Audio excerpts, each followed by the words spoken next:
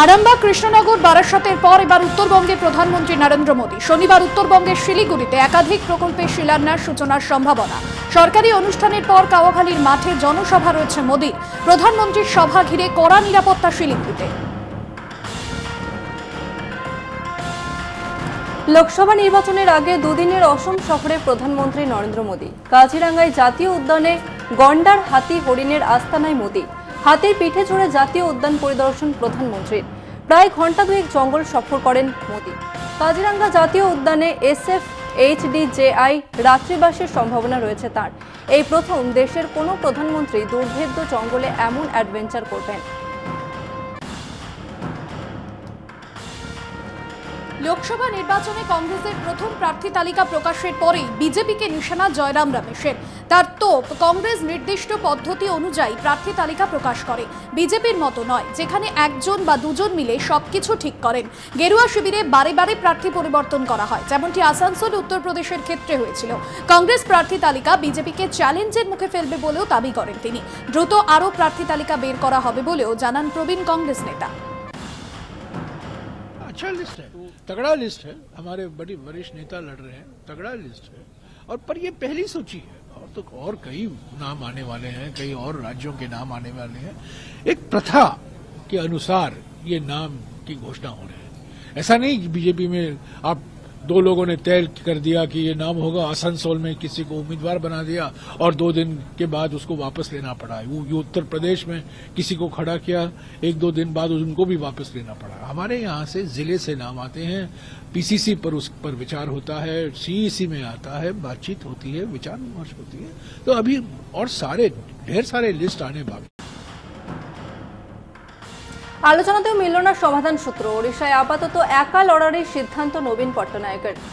BJD ও বিজেপির আসন্ন লোকসভা নির্বাচনে মুখ্যমন্ত্রী নবীন পট্টনায়কের বিজেপির সঙ্গে জোট বেঁধে লড়ার ইচ্ছে প্রকাশ করলেও তা বিষ বাও জলে। সূত্রে খবর, দিল্লিতে হওয়া বৈঠকে মেলেনি কোনো সমাধান সূত্র। মূলত ভুবনেশ্বর ও পুরী এই দুই আসন নিয়েই মত পার্থক্য বাধে।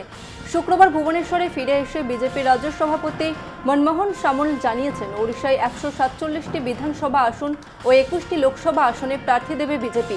জোট বা আসন ভাগের প্রসঙ্গ এড়িয়ে যান তিনি।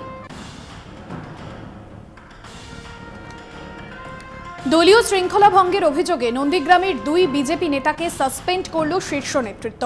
উল্লেখ্য, গত 6 মার্চ মহেশপুরে তৃণমূল কংগ্রেসের সভা শেষ করে বাড়ি ফেরার পথে প্রহৃত হন তৃণমূল কর্মীরা। অভিযোগের তীরে ছিল বিজেপি। শনিবার তমলুক সাংগঠনিক জেলার সাধারণ সম্পাদক মেঘনাথ পাল, কৃষ্ণেন্দু মণ্ডল ও গোপাল প্রধান নামে 2 বিজেপি নেতাকে দল থেকে সাসপেন্ড করার কথা ঘোষণা করেন। 3/2024 গোকুলনগর অঞ্চলে মহেশপুরে বিকেলে তৃণমূল কংগ্রেস দলের সভা ছিল। এই সভা থেকে নানাবিধভাবে নেতৃত্বরা যারা বক্তব্য রেখেছিলেন, প্ররোচনামূলক কথাবার্তা বলেছিল। বাড়ি ফেরার সময় আমাদের কয়েকজন কর্মী ওদের উপরে চড়াও হয় এবং তার থেকে তারা আঘাত পায়। তাদের তৃণমূল কংগ্রেসের কর্মীদের হসপিটালে যারা আঘাত পেয়েছিল নিয়ে যাওয়া হয়। কী বিষয়টা আছে সেটা জানার জন্য আমরা দলের পক্ষ থেকে তদন্ত কমিটি পাঠিয়েছিলাম।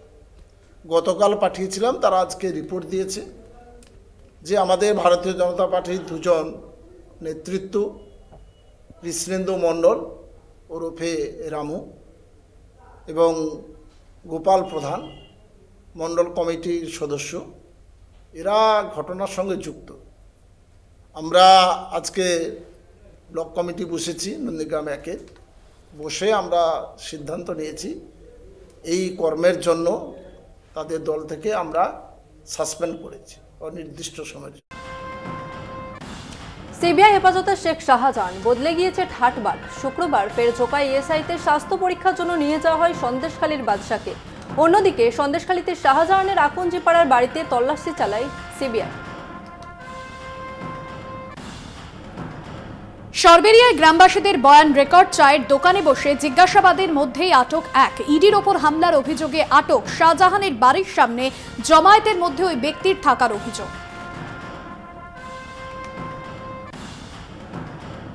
10ই মার্চ তৃণমূল কংগ্রেসের জনগর্জন সভা চলছে শেষ মুহূর্তের প্রস্তুতি। ব্রিগেড প্যারেড গ্রাউন্ডে তোড়জোড় জনগর্জন সভা থেকেই লোকসভা ভোটের প্রচার শুরু করবে তৃণমূল। কর্মী সমর্থকের আরও কাছে পৌঁছতে এবারের ব্রিগেড মঞ্চে রয়েছে বিশেষ চমক। সন্দেশখালীতে শুভেন্দু অধিকারীর সভায় অনুমতি, শর্ত সাপেক্ষে নেজার থানা এলাকায় সভার অনুমতি কলকাতা হাইকোর্টের। তৃণমূলের জনগর্জন সভার দিনই আকরাতলায় সভা করতে পারবেন বিরোধী দলনেতা। কলকাতা হাইকোর্টের রায়ের পর তৃণমূলকে আক্রমণ বিরোধী দলনেতার, পাল্টা তৃণমূলও। বৃহস্পতিতেই বিজেপিতে যোগ, শুক্রেই অভিজিৎ গঙ্গোপাধ্যায়ের নামে পড়ল লোকসভা ভোটে লড়াইয়ের পোস্টার। পূর্ব মেদিনীপুরের তমলুক লোকসভা কেন্দ্রের প্রার্থী অভিজিৎ গঙ্গোপাধ্যায়কে ভোট দিন পোস্টারে 6 লাখ এলাকা। যদিও বিজেপিতে যোগ দেওয়ার সময় তিনি জানিয়েছিলেন কোথা থেকে প্রার্থী হবেন তা দলই ঠিক করবে। গেরুয়া শিবিরের অন্দরে গুঞ্জন তমলুকে লোকসভা কেন্দ্রের প্রার্থী হতে পারেন তিনি, যদিও দলের তরফে প্রার্থী হিসেবে এখনও কোনো ঘোষণা করা হয়নি।